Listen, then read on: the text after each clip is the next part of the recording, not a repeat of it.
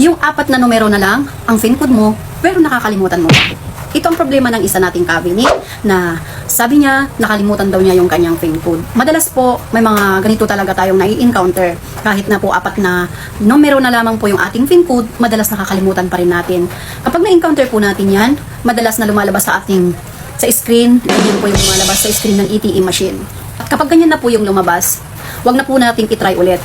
Pero kapag sinubukan pa po ulit natin na itry, ganyan na po ulit yung lalabas. Kaya po yan, ang gawin po ninyo, pumunta po kayo sa inyo pong municipal link at i-report po ito. Hindi po kasi basta-basta napapalitan ng PIN code yung ATM ng mga 4-piece. Kasi po, special account nga po yan, hindi kagaya po ng mga personal account na saglit lang palitan. Pumunta ka lamang doon sa loob ng bangko mo at i-request mong magpalit ka ng PIN, i-reset ka agad nila or i-reactivate ulit nila.